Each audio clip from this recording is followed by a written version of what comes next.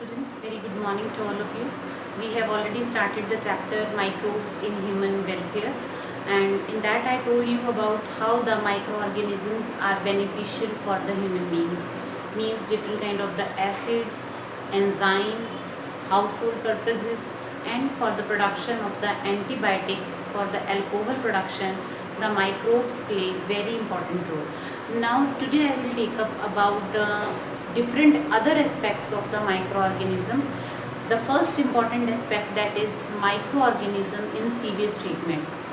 Sewage जो municipal sewage waste water है, product है, that should not be directly passed into the rivers because they not only contain the human excreta but they also have pathogen that can cause the diseases.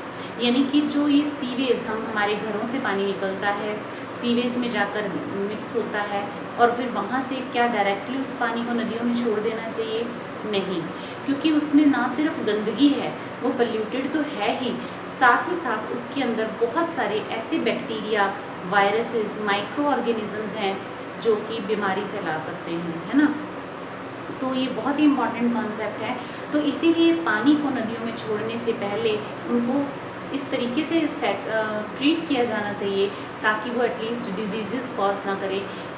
Sewage treatment plant is there and the role of microorganism is very important in that. So we have the three different steps for the sewage treatment plant. First is the physical treatment in which we have the first, that is primary treatment, physical treatment कहते हैं जिसे, secondary treatment that is biological treatment, and tertiary treatment that is the chemical treatment. Okay, तो primary treatment, secondary treatment and tertiary treatment. Primary treatment में क्या होगा? Physical treatment, secondary treatment में biological treatment और tertiary treatment क्या होगा? Chemical treatment. और उसके बाद जो पानी है वो प्योरीफाई हो जाएगा, साफ़ हो जाएगा, that can be passed into the reverse. Okay, तो देखो सबसे पहले तो क्या है, जो भी म्यूनिसिपल वेस्ट सीवेज वाटर है उसके अंदर गंदगी होती है, बहुत गंदगी होती है, कुछ भी हो सकता है, ह्यूमन डेड बॉडीज़ भी हो सकती हैं, कुछ भी, एनीथिंग, ठीक है। तो वो जो सीवेज वाटर है उसके अंदर एक्सेस ऑफ ऐसे सब्सटेंसेस हैं जिनको पहले रिमूव किया जाता है simply by the physical treatment. Physical treatment का मतलब समझ रहे हैं आप? फिज़िकल ट्रीटमेंट का मतलब है कि उनको बहुत बड़ी बड़ी ग्रिड्स, जो नेटवर्क बना हुआ है, मैश बनी हुई हैं, जालियाँ बहुत बड़े बड़े जिनके साइज़ हैं, उनसे क्रॉस कराया जाता है पानी को प्राइमरी ट्रीटमेंट में, और दैट इज़ कॉल्ड फिल्ट्रेशन, ताकि जो बड़ी बड़ी चीज़ें हैं वो पहले ही फिल्टर हो जाए और सिर्फ पानी आगे जाए। समझ आ रहा है? जो भी प्लास्टिक वेस्ट हैं, बॉटल्स हैं, शूज़ हैं, कपड़े हैं, एनिमल डेड बॉडीज़ हैं, कुछ भी वटेवर, वो उन फिल्ट्रेशन से की हेल्प से वो फिल्टर हो जाएगा। फिर उसकी सेडिमेंटेशन की जाती है ताकि जो वेस्ट चीज़ें हैं वो सेटल डाउन हो जाए। Are you getting my point? तो पहला जो ट्रीटमेंट है that is the primary treatment, then we have secondary treatment, then we have tertiary treatment. तो प्राइमरी ट्रीटमेंट मैंने आपको क्या बताया? Physical treatment. सेकेंडरी ट्रीटमेंट कैसा होता है? Biological treatment. देखो प्राइमरी ट्रीटमेंट में सिर्फ उसकी फिल्ट्रेशन की है, फिल्ट्रेशन करने के बाद उसका क्या किया गया है? सेडिमेंटेशन। और अब सेडिमेंटेशन में जो गंदगी है वो तो नीचे बैठ जाएगी, जो ऊपर है that is called as the effluent, यानी कि जो पानी रह गया, जो नीचे बैठ गया, that is called as primary sludge. क्या कहेंगे उसे? Primary sludge. अब क्या किया जाएगा? जो पानी ऊपर रह गया था, then it is allowed to go for the biological treatment. अब यहाँ बायोलॉजिकली उसे ट्रीट किया जाएगा, यानी कि उसके ऊपर माइक्रो ऑर्गेनिजम्स का एक्शन कराया जाएगा। जो भी उसके अंदर डेड ऑर्गेनिक मैटर है that will break down into the simpler forms. Are you getting my point? So for this activated sludge is added to the effluent. समझ आ रही है ये बात? यानी कि जो पहला ट्रीटमेंट था ना बेटा, वो था हमारा फिजिकल, जिसमें हमने सेडिमेंटेशन और फिल्ट्रेशन, पहले फिल्ट्रेशन फिर सेडिमेंटेशन किया। एल्यूमिनियम और आयरन सल्फेट डाला जाता है to enhance the sedimentation rate, ठीक है। सेकेंडरी ट्रीटमेंट जो होता है बेटा, वो होता है बायोलॉजिकल ट्रीटमेंट, जिसमें microorganisms aerobic anaerobic break down करते हैं। और फिर फाइनली होता है, अब वैसे तो बायोलॉजिकल ट्रीटमेंट के बाद ही पानी को नदियों में छोड़ दिया जाता है. But sometimes chemical treatment is also used, so the water is now pure.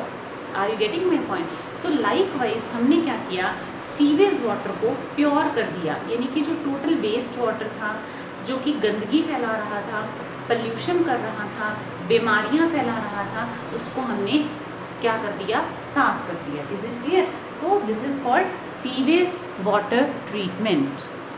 Yes बेटा, when there is a primary treatment, secondary treatment and tertiary treatment. I already told you कि सबसे पहले सीवेज वाटर का क्या किया जाता है, primary treatment. Primary treatment में क्या है, फिल्ट्रेशन. सबसे पहले जो बड़ी चीज़ें हैं उनको फिल्टर कर लिया जाएगा और फिर उस पानी को क्या किया जाएगा, सेटल डाउन होने के लिए रख दिया जाएगा, ताकि जो सॉलिड चीज़ें हैं अभी भी रह गई हैं, जो वेस्ट मटेरियल है, दैट गेट सेटल डाउन. और इसमें आयरन और एल्युमिनियम सल्फेट ऐड किया जाता है for the settling down of the solid to increase the speed to settle down this. Okay, अब क्या हुआ, जो ऊपर पानी रह गया that is called primary sludge, और जो नीचे रह गया, ऊपर पानी रह गया दैट इज़ इफ्लेंट, और जो नीचे वेस्ट रह गया that is called primary sludge. ये बहुत इंपॉर्टेंट बात है. प्राइमरी ट्रीटमेंट के बाद जो वेस्ट मैटर नीचे सेटल डाउन हो गया सेटलिंग टैंक में, that is called as primary sludge, और जो पानी ऊपर है दैट इज़ इफ्लेंट. अब इस इफ्लेंट का किया जाता है secondary treatment, that is called biological treatment. Biological treatment के कई सारे मेथड हैं, जैसे oxidation tank, trickling filter system और activated sludge system. Activated sludge system में क्या किया जाता है बेटा, इसमें जो प्राइमरी इफ्लेंट है, जो ऊपर से आपने निकाला था, क्योंकि जो नीचे सेटल डाउन हो गया तो दैट इज़ द वेस्ट, जो ऊपर था दैट इज़ कॉल्ड इफ्लेंट. प्राइमरी इफ्लेंट को एरिएशन टैंक्स में डाला जाता है, कंटिन्यूस एरिएशन की जाती है, लिक्विड एजिटेशन कंटिन्यूस होता है, एरिएशन प्रॉपर होती है, ताकि उसको क्या मिल सके, एयर मिले, एरोबिक ब्रेकडाउन हो सके. And now the activated sludge is added to that to enhance the breakdown of organic matter which is dissolved in that water. Aerobic and anaerobic bacteria, they cause the breakdown of the things which are present in the water. Now what will happen, the flocs are formed. Now what are the flocs? That are the filamentous algae along with the bacteria. ये important बात है बेटा, surface के ऊपर जो filamentous fungi, sorry algae नहीं, fungi and the bacteria, they form a mesh like structure on the surface of the water, that are called as flocs. समझ आया? अब ये फ्लॉक्स क्या करेंगे, they will digest, they will break down the organic material into the simpler form. तो क्या होगा, अब धीरे धीरे करके क्या होगा, वो मिनरल्स और न्यूट्रिएंट रिलीज हो जाएंगे और वेस्ट मटेरियल ब्रेक डाउन हो जाएगा. अब BOD क्या होगी, डिक्रीज हो जाएगी. When it decreases to 10 to 15%, तो अब जो ये इफ्लेंट है that will be passed to the settling tank. जो अब हमारे पास, जिसका हम ट्रीटमेंट कर रहे हैं जिस पानी का, उसको हम फिर से सेटलिंग टैंक में भेज देंगे, ताकि जो ये ऊपर पानी, इसके ऊपर जो ये फ्लॉक्स क्या थी, फंजाई और बैक्टीरिया का जो मैश लाइक स्ट्रक्चर बन गया था, वो क्या करेगा, सेटल डाउन हो जाएगा. Flock settle down.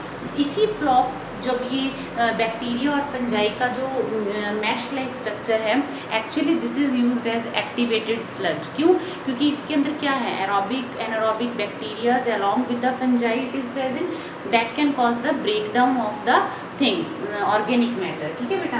और अब जो ये एक्टिवेटेड स्लज है, इसको भेज दिया जाएगा कहाँ, एन एरोबिक स्लज डाइजेस्टर में. वेरी इंपॉर्टेंट चीज़ है, जो वेस्ट मटेरियल नीचे बच गया उसको एन एरोबिक स्लज डाइजेस्टर में भेज दिया जाता है for the production of the biogas. वहाँ पे एरोबिक ऑर्गेनिज्म मर जाएंगे, they will die, and anaerobic organism they cause the anaerobic breakdown of food into the biogas which is used for the different purposes. Biogas सुना है ना आपने, तो वो बायोगैस बन जाएगी, और बायोगैस बनने के बाद भी फिर भी जो वेस्ट बच जाएगा that is used as the manure to increase the fertility of the crop. समझ आइए आपको बात? तो कुछ भी वेस्ट नहीं हुआ, और जो पानी था ऊपर से that is effluent, that is pass to the rivers और may be treatment, may be sent for the chemical treatment. Are you getting my point? तो क्या समझ आया आपको? सीवेज ट्रीटमेंट प्लांट में 3 स्टेप पे ट्रीटमेंट होता है।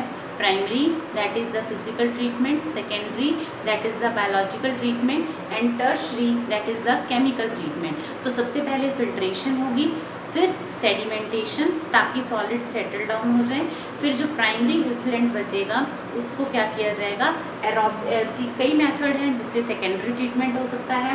एक्टिवेटेड स्लज सिस्टम में प्राइमरी इफ्लेंट के अंदर फ्लॉक्स ऐड किए जाएंगे, एरिएशन की जाएगी, continuous aeration will be there so as to promote the aerobic breakdown of the food and then the flock they will digest the organic matter. अब जो बच गया नीचे अभी भी, अब क्या करेंगे, इसको सेटलिंग टैंक में भेज देंगे जब BOD डिक्रीज हो जाएगी।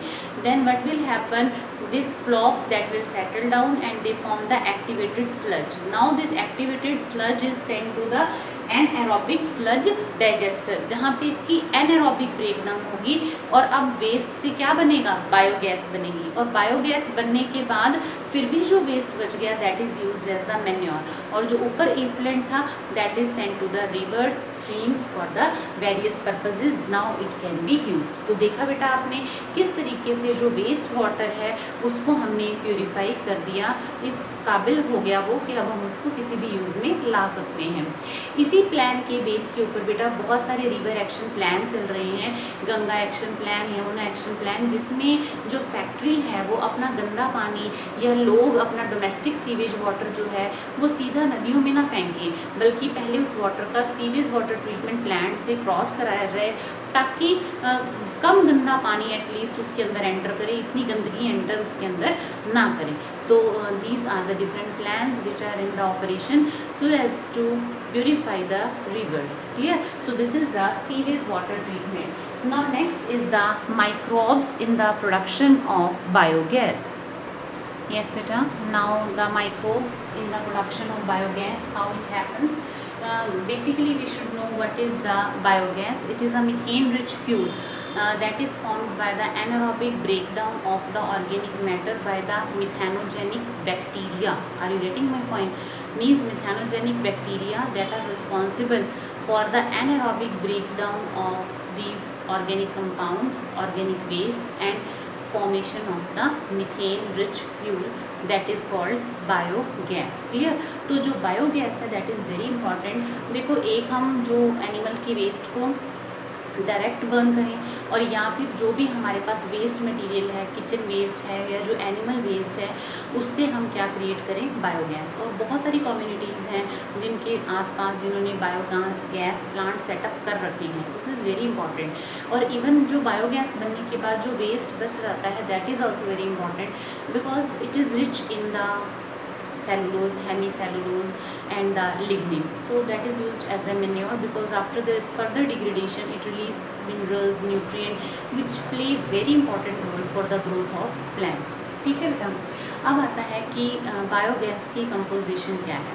बेसिकली उसके अंदर मीथेन भी है, methane 50 to 70%, CO2 30 to 40% and the traces of nitrogen, hydrogen sulfide and hydrogen are there. Is it clear? तो ये पता चला आपको कि जो बायोगैस की कंपोजिशन क्या है। This is itself very important question, what is the composition of biogas. अब इसकी कैलोरीफिक वैल्यू क्या है ये भी आपको पता होनी चाहिए। Calorific value is 23 to 28 megajoule per metre cube. Is it clear? तो ये आपको इसको लर्न करना है, इसकी कैलोरीफिक वैल्यू को। फिर आता है कि biogas production, this technique was developed by the collaboration of KVIC and IARI।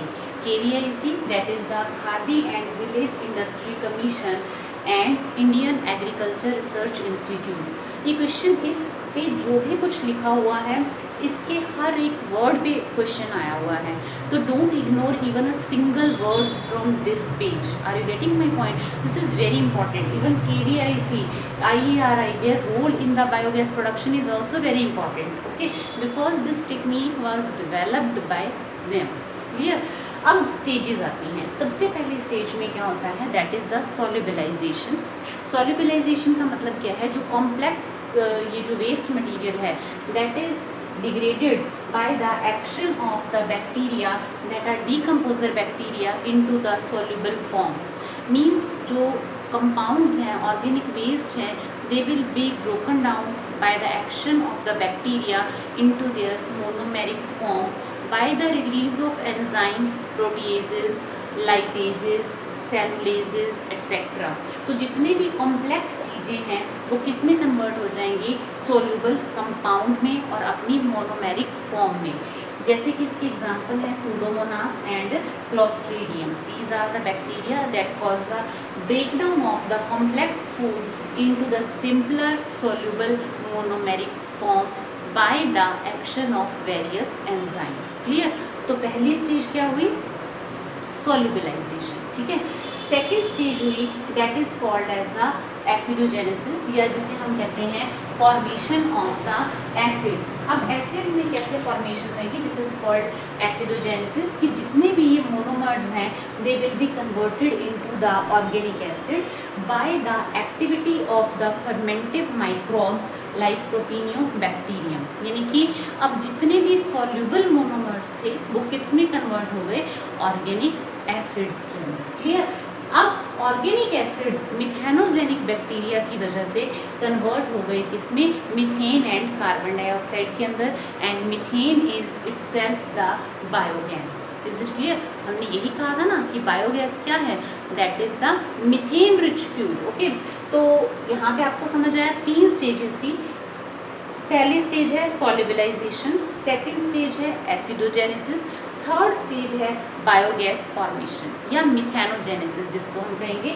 तो सॉल्युबलाइजेशन में क्या था, कॉम्प्लेक्स चीज़ें किस में कन्वर्ट होंगी, सॉल्युबल सब्सटेंसेस में अपनी मोनोमेरिक फॉर्म में, और सेकेंड स्टेज में ये सॉल्युबल सब्सटेंसेस कन्वर्ट होंगे वेरियस एसिड्स में।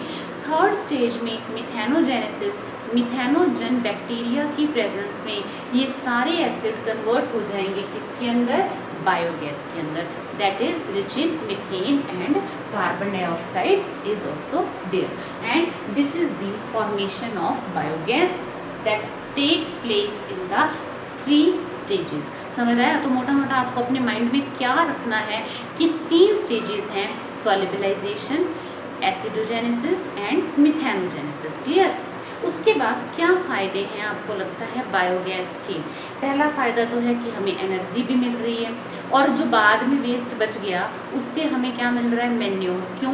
क्योंकि that is rich in the nutrient. After further breakdown it release important ions and minerals to the soil which are very important for the growth of plant. क्योंकि इसके बाद जो waste बच जाएगा anaerobically break down करके, and that is used as a manure, fertilisers. Okay, and it is a storable form of energy.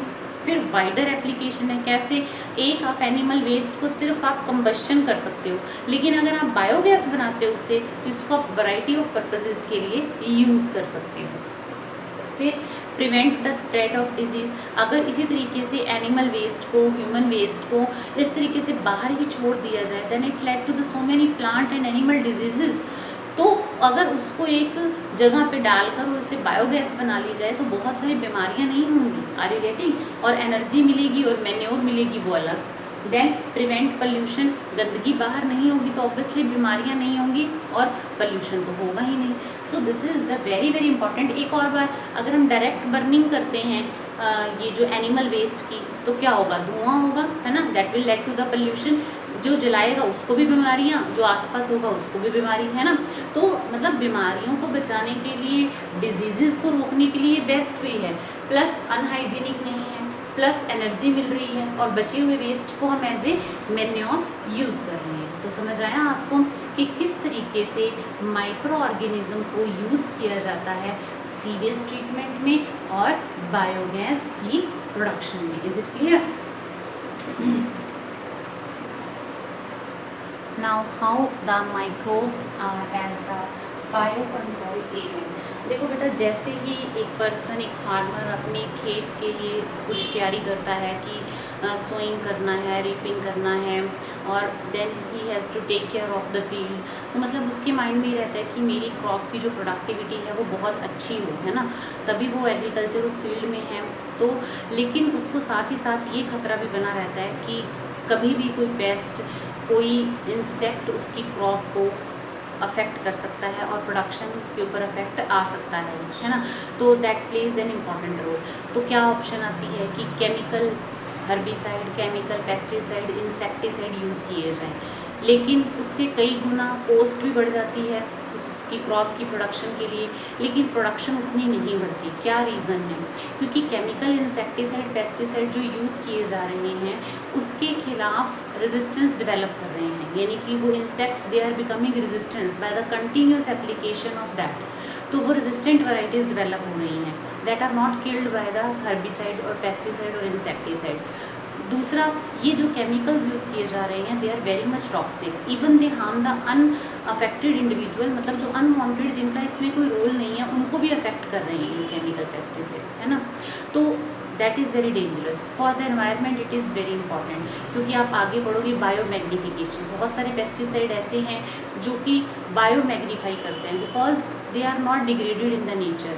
फिर human being के ऊपर इसका रॉन्ग इफेक्ट है ना। तो कहीं ना कहीं मतलब इसके नेगेटिव इम्पैक्ट ज़्यादा हैं इंस्पाइट कि वो क्रॉप की प्रोडक्टिविटी बढ़ाएं। तो क्या आज हम किसकी तरफ जा रहे हैं? ऑर्गेनिक फार्मिंग की तरफ। ऑर्गेनिक फार्मिंग में जो एक ऑर्गेनिक फार्मर है वो ये सोचता है कि eradication of pest insect that is not the answer to solve this situation, कि हम उन्हें इरेडिकेट करते हैं that is not the answer. Reason, क्योंकि वो भी फूड चेन में अपना एक इम्पॉर्टेंट रोल प्ले करते हैं। तो हमें उनको एक मैनेजेबल लेवल पे रखना है बाय देयर नेचुरल प्रीडेटर या bye there natural anti agent. समझ आ रही है? यानी कि उनको हमें कंट्रोल करके रखना है, उनको इरेडिकेट करने से सोल्यूशन नहीं मिलेगा हमें। They are also the part of the biodiversity, right? So what is organic farming? That the use of the living organism to control the population of the others living organism. जैसे इसके अंदर हमारे पास different categories आती हैं, जैसे हमारे पास smoother crops हैं, BT cotton है। I will discuss one by one किस तरीके से हम यूज़ करते हैं।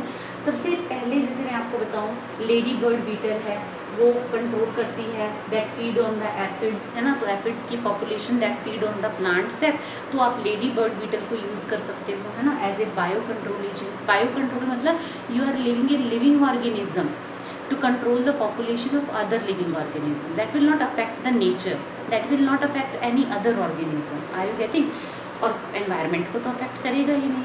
फिर है जैसे बैकुलोवायरस, ये बहुत इंपॉर्टेंट है बेटा, स्कैनर में आप चेक करोगे ये क्वेश्चन बहुत ही इंपॉर्टेंट है। Baculovirus is a specific category that is a specific means they are narrow, means they are particularly attack on a specific insects that belong to the genus baculoviruses belong to nucleopolyhedroviruses. They are very important insecticide. Okay, so these are bioinsecticide, means group of viruses that are used to control the population of a particular kind of insects, right? This is very very important. फिर है biopesticide. देखो अब वही बात आती है कि अगर हम अपनी क्रॉप को प्रोडक्टिविटी को बढ़ाना चाहते हैं और पेस्ट उस पर अटैक करेगा तो what we will do, we will use a chemical method. Again so many risks are there. So there are the two categories of biopesticide are there, one is bio herbicide and bio insecticide. Herbicide means that are use to kill the unwanted plant in the field, और bio herbicide का मतलब क्या है कि कुछ living, जैसे कि कुछ ऐसे प्लांट्स ही ऐसे हैं जिन्हें हम कहते हैं स्मूदर क्रॉप। आपने +1 में भी पढ़ा हुआ है। स्मूदर क्रॉप कुछ ऐसी क्रॉप है जो अपने आसपास नहीं ग्रो करने देते अनवांटेड प्लांट को, दैट आर कॉल्ड, यानी कि ऐसे केमिकल सिक्रीट करते हैं जिससे हर्ब जो अनवांटेड प्लांट है they will not grow, weeds. Okay, जैसे बार्ले, राई, सॉर्गम, राइट। तो this is a very good method to control the unwanted plant growth. Getting? फिर आता है Opuntia, excessive growth of Opuntia that is checked by introduction of the cochineal insect that is Cactoblastis. कि अगर ओपेंशिया access में grow कर रहा है तो उसको कंट्रोल करने के लिए इंसेक्ट यूज़ किया गया। तो देखो इसमें किसी को कोई इफेक्ट नहीं है, सिर्फ ओपेंशिया की जो ग्रोथ है उसको रोका जाएगा। क्लियर? फिर है फाइटोफथोरा पाल्मिगोरा, एक माइको हर्बिसाइड है that is the it does not allow the milkweed to grow on the citrus orchid. तो आसान सा तरीका है ना कि आपने फाइटोफथोरा पाल्मिगोरा को यूज़ किया to control the unwanted growth of other plants which can cause damage to your crop, right. So these are very good example. ये सारे एग्जाम्पल्स आपके नीट के पेपर में आते हैं और सब्जेक्टिव के लिए तो उससे भी ज़्यादा इम्पॉर्टेंट है। फिर आते हैं बायो इंसेक्टिसाइड। बायो इंसेक्टिसाइड का मतलब again the insect that can harm our crop, we use another living organism to control the population of insect. जैसे प्रीडेटर, कोई नेचुरल प्रीडेटर ही उसका इंट्रोड्यूस कर दिया जाए, जैसे हमने स्टार्टिंग में पढ़ा था ladybird beetle that feed on the aphid, और एफिड क्या करते हैं, they suck the plant cell. तो लेडी बर्ड बीटर इंट्रोड्यूस करो ताकि वो एफिड्स को अपने आप खा जाए, समझ आया। Dragon fly that feed on the mosquito, right. उसके बाद नेक्स्ट आता है पैरासाइट, जैसे हमने पढ़ा था बैकुलोवायरसेस का, that belong to nucleopolyhedroviruses that attack on the particular type of the insects, तो that is the bio insecticide. फिर एक आता है नेचुरल इंसेक्टिसाइड, यानी कि कुछ नेचर में हमें ऐसे प्लांट मिलते हैं जिनसे हमें कुछ केमिकल्स ऐसे मिलते हैं that are used, means naturally we can get something from the plant that can use as a insecticide. जैसे एजाडिरेक्टिन, आपने नीम का नाम तो बहुत सुना है, मीलिया एजाडिरेक्टा, है ना, सुना है ना, नीम जिसे आप कहते हो, मार्गोसा भी सुना होगा, उसको कॉमन नीम कहते हैं। तो एजाडिरेक्टिन हमें उससे मिलता है, that is used as a good insecticide, है ना। घर में भी आपने देखा होगा, अब आजकल जब आप कनक गेहूँ घर लाते हैं तो नीम के पत्ते ही डाल देते हैं। क्यों डालते हैं, जहाँ कनक स्टोर करते हैं क्यों डालते हैं, क्योंकि नीम के पत्तों से ही उसको क्या रहेगा, एक रिपेलेंट बिहेव करेगा, वो इंसेक्ट एंटर नहीं करने देगा वो, राइट। उसके बाद है पायरीथ्रम, जो कहाँ मिलता है, क्राइसैंथेमम से मिलता है। वो भी कहाँ यूज़ करा जाता है, जो ये मॉस्किटो कॉइल्स आती हैं ना, जिससे हम घर में जलाते हैं कि मच्छर ना आए, तो वो पायरीथ्रम इंसेक्टिसाइड है जो हमें मिल रहा है क्राइसैंथेमम से, राइट। इसी तरीके से थ्रियोसाइड नाम का इंसेक्टिसाइड हमें मिलता है बैसिलस थ्रिनजेनेसिस से, जो कि एक परफेक्ट इंसेक्ट किलर है, आपने पढ़ा हुआ है।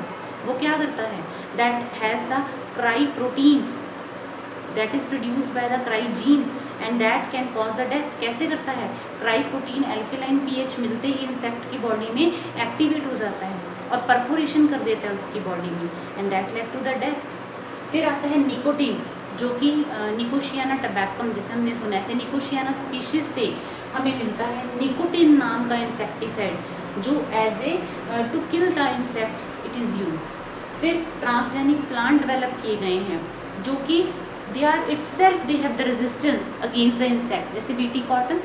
अब बीटी कॉटन क्या है, insect can not attack on the BT cotton. Why?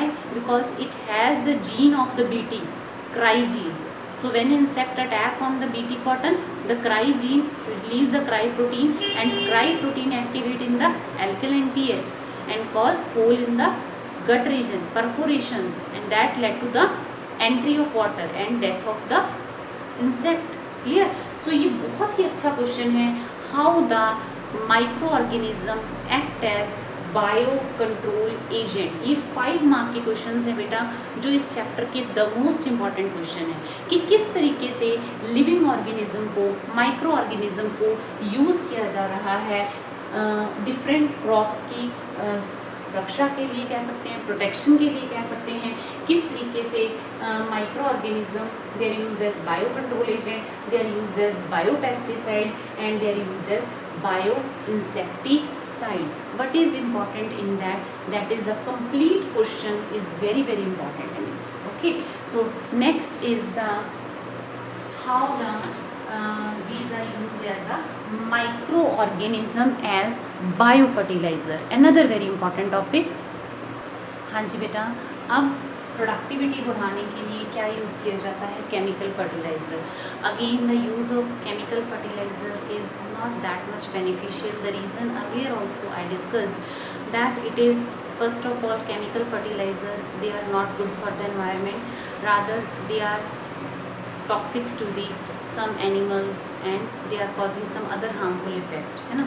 so they are not good to use the chemical fertilizer। तो हम आजकल स्विच कर रहे हैं ऑर्गेनिक फार्मिंग की तरफ, और उसमें सबसे इम्पॉर्टेंट स्टेप आता है बायो फर्टिलाइजर्स का। तो क्रॉप की प्रोडक्टिविटी किस तरीके से बढ़ाई जाए कि लिविंग ऑर्गेनिज्म को यूज़ किया जाए क्रॉप की प्रोडक्टिविटी बढ़ाने के लिए। इसमें से ज़्यादातर पार्ट हमने +1 में किया है, उसी से ही मिलता जुलता कुछ हम आज करेंगे। अब माइक्रो ऑर्गेनिजम्स क्या करते हैं, वो क्रॉप की प्रोडक्टिविटी कैसे बढ़ाते हैं, मीन्स या तो नाइट्रोजन फिक्स करेंगे वो प्लांट के लिए, उसकी अवेलेबिलिटी बढ़ाएंगे, या सॉल्युबलाइज कर देंगे उन न्यूट्रिएंट को जो जनरली प्लांट के लिए अनअवेलेबल है। ठीक है। तो वन बाय वन हम पढ़ते हैं। जैसे कुछ free living nitrogen fixing bacteria होते हैं, जैसे Azotobacter, Bacillus polymyxa, Clostridium. These are the example of the free living bacteria which cause the nitrogen fixation and increase the nitrogen content of the soil. Then there are free living nitrogen fixing blue green alga like Anabaena and Nostoc. These are the blue green alga that live free living in the soil and that can fix the nitrogen for the plants. Then loose association means the nitrogen fixing bacteria like Azospirillum that live in the surrounding area of the root of the plant but without any intimate connection, means उसके चारों तरफ के area, root के चारों तरफ के area में ये फ्री लिविंग रह रहा है but has a loose association but without any intimate contact and fix nitrogen for the plant. फिर आता है symbiotic nitrogen fixing bacteria Rhizobium leguminosarum, जो आपने +1 में पूरा डिटेल में पढ़ा है कि राइजोबियम लेग्यूमिनोसोरम क्या है, एक एरोबिक बैक्टीरिया है and it has the enzyme nitrogenase which can convert the nitrogen into nitrite and nitrate but nitrogenase work in the anaerobic condition. तो जो लेग्यूमिनस प्लांट हैं that have the leghaemoglobin, that is the pink colour pigment, that is the oxygen scavenger. तो वो क्या करता है, anaerobic conditions create करता है। कौन? Leg haemoglobin. कहाँ है? लेग्यूमिनस प्लांट की रूट्स में। और यहाँ पे फिर नाइट्रोजिनेज एक्टिव हो जाता है और कन्वर्ट करता है नाइट्रोजन को नाइट्राइट और नाइट्रेट में, जिसे प्लांट की रूट्स ले सकती हैं। ठीक है, ये हमने डिटेल में पढ़ रखा है। Nitrogen fixation, symbiotic nitrogen fixation, यानी लेग्यूमिनस प्लांट राइजोबियम की प्रेजेंस में नाइट्रोजन फिक्स कर सकते हैं। इन दी प्रेजेंस मीन्स दोनों एक दूसरे की प्रेजेंस में नाइट्रोजन फिक्सेशन कर सकते हैं। राइजोबियम अकेला नहीं कर सकता, क्यों? क्योंकि राइजोबियम खुद क्या है, एरोबिक है और नाइट्रोजिनेस एनारोबिक कंडीशन में वर्क करता है। फिर आता है सिम्बायोटिक नाइट्रोजन फिक्सिंग साइनोबैक्टीरिया। आप बहुत अच्छा एग्जाम्पल पढ़ते हो एजोला पिनेटा का, जिसमें एजोला एनाबीना एसोसिएशन होती है। आपने बहुत बार सुना होगा कि एक राइस फील्ड के अंदर फार्मर एजोला पिनेटा, एजोला एनाबीना क्यों ऐड करता है? क्योंकि एजोला एक फर्न है जिसके साथ एनाबीना ब्लू ग्रीन एल्गी की एसोसिएशन है। अब राइस फील्ड में जो एनाबीना है फर्न के अंदर नाइट्रोजन फिक्सेशन करेगी और वो नाइट्रोजन कुछ एजोला को मिल जाएगी और कुछ उनकी डेथ के बाद that add nutrient to the soil, to the rice field. Okay, तो नाइट्रोजन फिक्सेशन हो जाएगी। समझ आया ना आपको? ये बहुत गुड एग्जांपल है, वेरी इंपॉर्टेंट एग्जांपल है बेटा जी, एजोला एनाबीना की एसोसिएशन का। फिर नेक्स्ट आता है माइक्रोफॉस फर्टिलाइज़र। कुछ ऐसे फर्टिलाइज़र होते हैं जो फॉस्फेट है that is not available to the plant, तो उसको सॉल्युबलाइज कर प्लांट को अवेलेबल कराते हैं, जैसे polymyxa, Bacillus polymyxa and Pseudomonas striata that make soluble phosphate available to the plant. फिर आता है माइकोराइजा। ये बहुत ही इंपॉर्टेंट है बेटा। माइकोराइजा क्या होता है? That is the association of fungus with the roots of higher plant. अब देखो रूट क्या काम कर रही है, एब्जॉर्प्शन। अब उसके साथ जब फंगस लग जाएगी तो एब्जॉर्प्शन और भी ज़्यादा बढ़ जाएगी, है ना। तो what is myco? Fungus, rhiza मतलब रूट। तो association of roots with the fungus या association of fungus with the root of higher plant is called mycorrhiza. अब दो तरह की है mycorrhiza. If it remain on the surface of the root that is ectomycorrhiza and internally it enter into the intercellular spaces. समझ आया? यानी कि अगर ये सेल्स हैं तो जो एक्टोमाइकोराइजा है, if these are the cells, these are the cell, then this is the ectomycorrhiza. Are you getting my point? This is ectomycorrhiza, means which enter into the intercellular spaces. And endomycorrhiza क्या है? It enter into the cells and it form either these finger-like structures or it may form the vesicle-like structures. These are vesicles and these finger-like projections are called arbescules. इसीलिए इनको vesicular आर्बेस्क्युलर mycorrhiza भी कहा जाता है एंडोमाइकोराइजा का। क्यों? क्योंकि ये सेल्स के अंदर एंटर करके फिंगर लाइक प्रोजेक्शंस बना देती हैं जिन्हें हम कहते हैं आर्बेस्क्यूल, या वेसिकल लाइक स्ट्रक्चर बना देती हैं, इसलिए इसे क्या कहते हैं, वैम फंजाई, यानी कि वेसिकुलर आर्बेस्क्यूलर माइकोराइजा। ये मैंने किसका बताया, एंडोमाइकोराइजा का। इसका सबसे इम्पॉर्टेंट एग्जाम्पल है Glomus, that is the very important fungus, it is the endomycorrhiza. Are you getting my point? So अब माइकोराइजा क्या करेगी, increase the absorption of water, increase the absorption of mineral nutrient from the soil, and it make the plant that phosphate available which is otherwise unavailable to the plant, है ना, phosphate को available कराएगी। फिर इसमें disease resistant qualities भी develop करेगी। तो mycorrhiza is itself very very important. तो देखा आपने बेटा कि किस तरीके से micro organism as a bio fertiliser use किए जाते हैं टू इंक्रीज द प्रोडक्टिविटी। देखो एक तो ये इसकी कॉस्ट कम है, इफ़ेक्टिव ज़्यादा है, पल्यूशन नहीं करते, टॉक्सिक नहीं है, मैग्नीफाई शो नहीं करते, मतलब बायो मैग्नीफिकेशन शो नहीं करते, मतलब that is least possible harmful, कहीं पे भी किसी को हार्म नहीं कर रहे और बल्कि प्रोडक्टिविटी को बढ़ा रहे हैं। तो this is the very important another 5 marks question, that is microbes as bio fertiliser. Is it clear? तो हमने ये चैप्टर कंप्लीट कर लिया बेटा, माइक्रोब्स एज बायो फर्टिलाइज़र या microbes in human welfare. So from tomorrow your summer break is going to start, so enjoy your summer break but also revise the syllabus which we have already completed till now। अभी तक जो हमने करा है वो आपने अच्छे से रिवाइज करना है।